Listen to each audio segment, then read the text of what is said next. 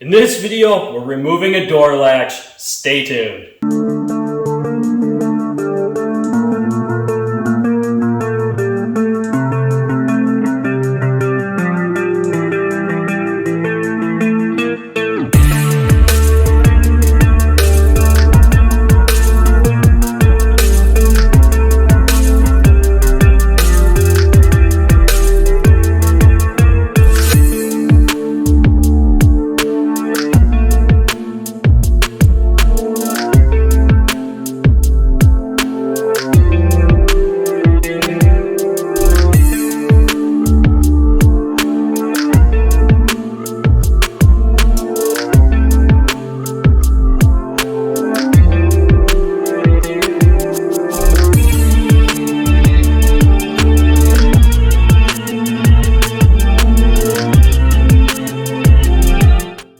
Welcome back and/or to the channel. Today we are pulling the door latch. It is what I thought it was. The little rod that goes for the door handle on the outside is pretty bent up and twisted. I don't want to put the vehicle back together like this. I want to fix that rod, straighten it out, make sure that the tensile strength of the rod is still there. If not, I might be putting a door latch in this truck. Hoping not to do that, but if I need to, now is the time since the door panel is off. It's less parts I have to remove in order to get at this latch. So what we're going to do is we're going to go after this to get this out. We have one wire to remove, which has two wires going to a single plug, and we have 3 Torx bits screws that go through the outer part of the door panel. Let me get you spun around so you can see what I'm talking about. So before we begin today's video, make sure you like, share, and subscribe to this content. Also, ring that notification bell for future videos. All social media links are listed in the description down below. Pick the one of your choosing. Now let's get back into today's video. Okay, so here are these 3 Torx that I have to remove, and the wire that I will need to disconnect is right here. Now this has both the lock function to it and the sensor for the door being ajar. Now, when you go to unplug this, do not put your key back in until it's plugged back in. Some vehicles are so sensitive that when you unplug that, if you put your key back in the ignition, you're gonna trip a fault. Once you trip that fault, you will have to take it to the dealer to get it reset. Sometimes really expensive scan tools can do it for you, but if you don't have them, you're gonna be forced to deal with the consequences until you get it to the dealer. Sometimes they won't even start until you can get them reset. So these are things to know. If you're going to pull a door latch, make sure you do not put the key in the ignition until that new door latch or the old one that you've repaired is back in and plugged in. So let's go ahead and get at this. What I need to do is get my torque and my pick tool so I can get this clip undone. Okay, like always, you guys know all tools are listed in the description down below. So we have a 3/8 ratchet. We have a 3/8 extension that is a 3-inch. We also have our Torx bit set. Now, most Torx will work off of this little set here. Some you need a larger torque bit for, such as seat belts. We will get to that in a different video. Be patient, we have a lot coming. There's something over my shoulder here that needs to be replaced. So, getting back to the project here, what we need to do is identify the right torque bit. We want to make sure we have one that goes in that's tight. We don't want it to wiggle around. If it wiggles, we're going to strip it. Okay, so this one goes in real tight. This is a T30. Again, all tools are listed in the description down below. Now, before we go and undo these, we're going to go ahead and undo our connector. And you might be asking, why would we undo the connector before we unbolted it? Because sometimes when you unbolt it, they fall and you have no control over trying to remove stuff. So it's easier to go ahead and disconnect this stuff first.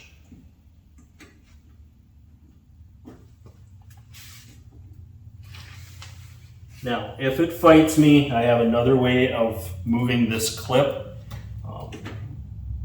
Right now, I'm not able to get a clear view on it. Let me grab a pliers. Pliers are one of your best friends here. Now, this will help get the main wire harness loose. I will bring you in just a second to see this. It'll get the main harness loose so that you can turn it over and look at it so you can unplug it the right way, because you don't want to force this and break these, because the clips are designed to hold everything together. You break the clip, then you have to redo wiring, and this gets to be a lot bigger job than what we want to tackle. The clip that we're after is right here, and there are two plastic tabs that hold this into the metal panel. What we want to do is squeeze these two together and then lightly wiggle the handle or the wire harness out. So now that it's loose, as you can see, we can spin it over and I can see how this clip actually works. That way, if I need to push or pull on it from a different direction, I can. If it doesn't want to come loose, I can now use a pick tool, and I can get in here with a pick tool to lift it up. There'll be so much gunk built up on them that you will have to pull kind of hard. Sometimes it works to push the clip in, push this plastic tab up, then try to wiggle the wire harness just like so. Now, it's disconnected. Everything is disconnected. And when I mean it's disconnected, I mean there is no electrical connection going to that latch. If you were to put the key in right now, it would do a whole bunch of messed up things. It would try to read whether that door is opened or closed. It would try to read if it's locked. You don't want that, because once that happens, then you have a whole bunch of faults that show up in the computer, in the body control module side, not the ECM. There are two different things when it comes to that. I may do a different video on computers in the future, but as of right now, we're more than waist deep in this project right now. So what we're going to do is go ahead and pull our screws now on the outside of our latch so that our latch will fall. We can get it into our hand. Okay, so here's our latch. What we're going to do is we're going to undo the bottom ones. And my plan is to take all the bottom ones off the truck.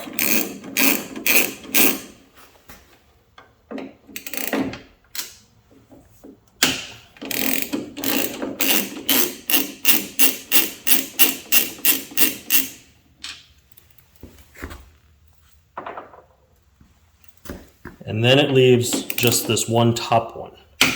Okay, so when I crack this one loose, I'm going to get it loose enough that I can spin it out by hand. But I want to reach in from the back side and grab this latch so that it doesn't fall down into the door. It's not that you're going to lose this, it just makes it a whole lot easier to control it when you have a hand on it.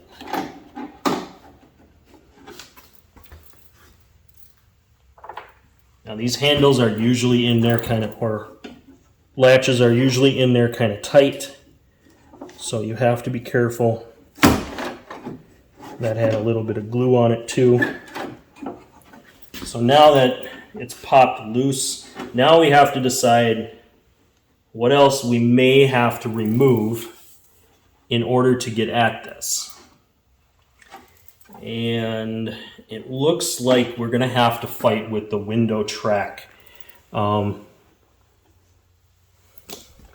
being said, we're going to do something. We're going to go ahead and unbolt our track, but I want to show you that we have to mark that track. If we don't mark it, we're not going to know where it goes, and it could impact whether or not the window rolls up and down in the future.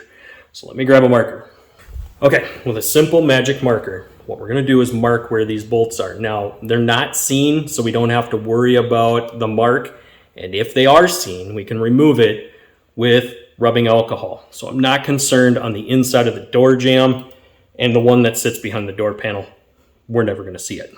Okay, so for this one here, what we want to do is we want to carefully mark around the outside of this so that we know where this is supposed to sit. Okay, so that's our marking. That's where the bolt is. Okay. Now what I'm doing is I'm trying to mark it close enough that I know that I'll line it up right.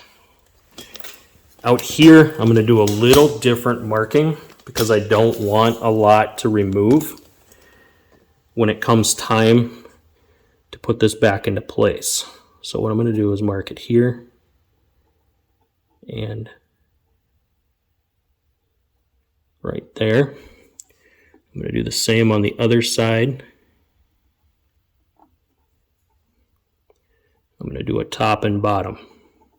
Just in case there's a lot of wiggle to this, I want to know for sure that I can put this back into place.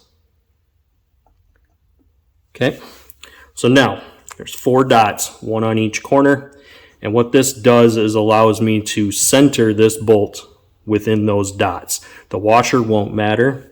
All that matters is the dots that are on the body on the door. So in order for this to work, I'm going to just go ahead and use a tool that I already had set up to pull the door handle.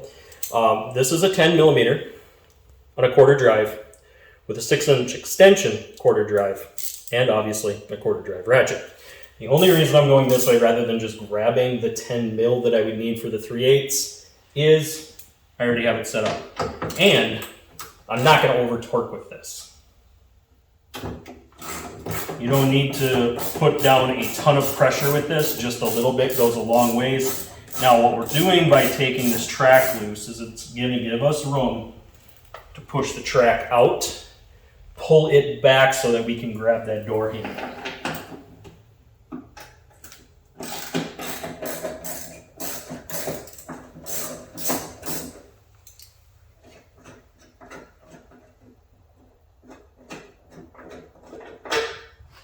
And there is some play in that track. I just noticed it when I pulled that bottom one out. So what we want to do now is we want to move our track out of the way. And the tough one is going to be this top bolt here. We're going to have to pull the door and slide our track back. Now there is a shield on our track. I will show you that once I get our latch out.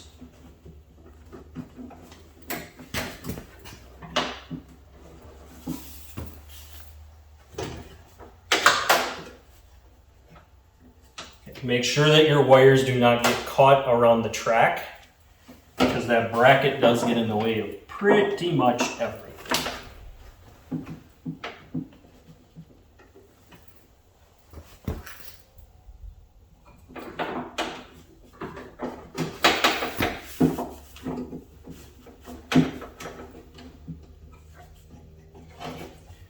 Okay.